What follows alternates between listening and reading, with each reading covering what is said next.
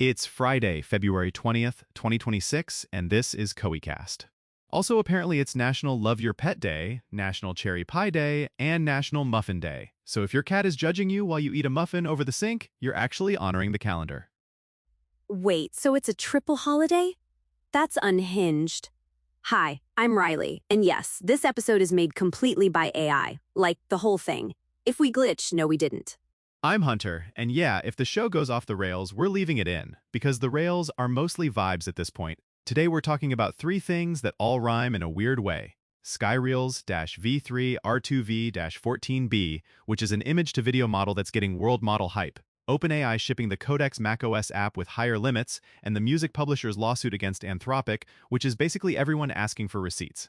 It's like the holy trinity of modern AI. It's like make video, automate the factory, and then get sued for the training data. Exactly. Okay, SkyReels first. Image to video from a still. People on X are calling it world model vibes, meaning the motion looks less like smear frame chaos and more like physics. Okay, Hunt, but what's your dead simple test for that? Because the internet will see a slow camera pan and be like, it understands gravity. Yup.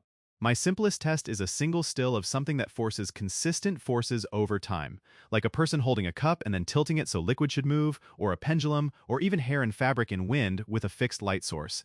If it's a world model, the motion should conserve the story of the scene. The cup stays a cup. The shadow direction doesn't teleport. The liquid doesn't climb upward like it's possessed. I love that you went straight to liquid, because liquid is where every model gets exposed. Hands are one thing, but water is like the lie detector. Totally. And the other easy test is contact and friction. Put a sneaker on a surface. Animate a tiny foot shift. Does the shoe slide like it's on ice, or does it grip? Most fancy motion blur models can't keep contact believable. So if I'm a marketer listening and I'm like, cool, I have product stills, what's the realistic path from still to a 6-second ad without hiring a whole post team? The marketing team with one dev play is pretty clean if the model is actually diffusers friendly like people are saying. You do a tiny pipeline. Step 1. Pick one hero product still that is already on brand. Step 2. Generate 3 to 5 short motion candidates, like subtle parallax, micro camera push, product rotation, background environmental motion.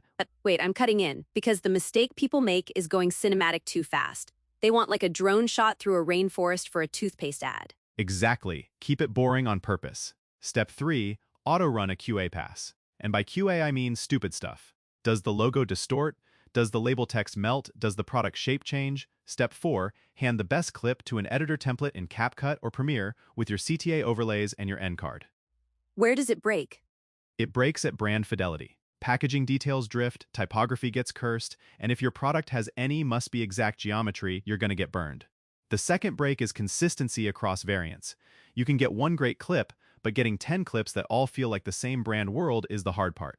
That's why I think the community will improve controllability fastest, not just motion coherence. Like, yeah, they'll optimize speed and VRAM, because developers love pain, but creators want knobs. Give me camera move sliders. Give me keep the label readable mode. I agree. Open source tends to get better at integration and controls first, because people want to ship workflows. The wild card is world model improvements, though. If SkyReels really has better physical plausibility, the community will try to preserve that while making it easier to steer. Okay, least obvious risk for marketers using image to video. Everyone says uncanny motion, but I think the sneakier one is brand inconsistency across variants. Because you're going to run a bunch of ads, and suddenly your product looks like 5 different SKUs that never existed. Yup. And the other sneaky risk is legal radioactive content. Like, you generate a background detail that looks like a trademarked character on a poster, or you accidentally create something that resembles a real person. You didn't intend it, but it's in your ad now. That's why you need a human review gate even if the pipeline is mostly automated.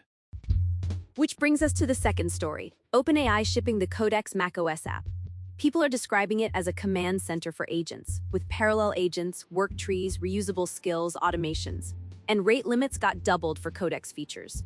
This is the quiet revolution, because creators hear Codex and think coding, but the real impact is production pipelines.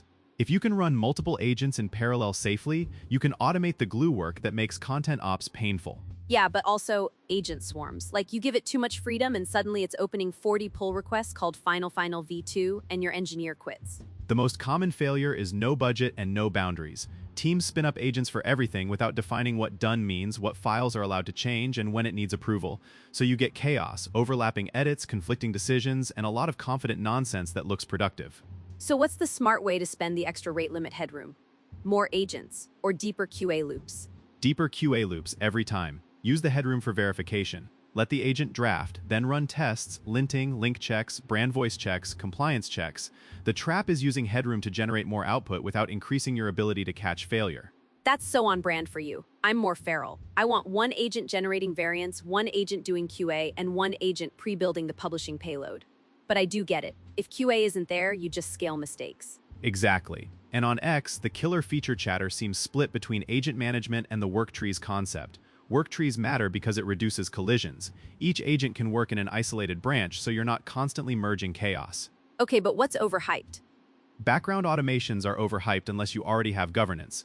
Running an agent in the background sounds amazing until it silently changes something that touches revenue, like ad tracking, checkout, or analytics events. The more invisible the automation, the more you need logging and approvals. This ties into that episode we did about MCP, like the USB-C connector for agents. Everyone wants agents to touch everything, but write access is a spicy meatball. Exactly. Least privilege, always. Let agents read a ton, but write only in narrow lanes and add kill switches. Okay, third story. The lawsuit. Music publishers suing Anthropic over alleged training on songs and lyrics, damages being talked about as potentially massive. Even though it's about training data, this hits marketers because if you're generating audio, you're holding a hot potato. Yeah. The practical takeaway for marketing teams is vendor risk. You need to ask, do we have indemnity? Do we have audit trails? Can we document where assets came from? What model generated them? What prompts? What settings? And should marketers just avoid AI audio entirely? Not necessarily, but you should be way more intentional. Use instrumental only if you can. Avoid sounds like prompting. Maintain a sonic style guide, and choose vendors that offer provenance features or watermarking and have clear terms, like receipts culture is coming whether we like it or not. Be honest though, are we heading toward every generated asset needs provenance like a food label? I think yes. In 12 months, it'll look like metadata attached to assets, either embedded or tracked in your DAM. Model name, generation time, operator, prompt summary, rights notes, and whether it was edited by a human after. And the funniest part is, creators are already doing this manually in Notion, like clip version 7, prompt was cinematic, and then I begged. Exactly. The industry will formalize what creators are already improvising. Okay, quick ecosystem vibe check. This week alone, we've got more workflow AI talk, like ByteDance pushing systems inside CapCut, Google shipping music gen inside Gemini with watermarking, and all these video tools racing toward one-pass video plus sound. It's like the stack is converging into factories. Totally. And on our side, we've been talking about speed tiers for coding models and how latency is becoming a product feature. That matters because agents and creative pipelines die by waiting.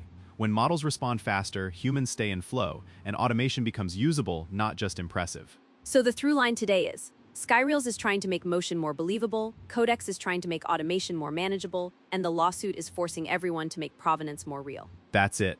Better motion, better orchestration, better receipts. Also better muffins, because it's National Muffin Day and I will not be ignored. All right, thanks for hanging with us on CoeCast. If you want more AI news and updates without the doom spiral, check out coe.com/resources. Subscribe, and go celebrate National Love Your Pet Day by showing your dog the SkyReels demo and pretending they care. Catch you next time, and maybe grab a slice of cherry pie while you're at it.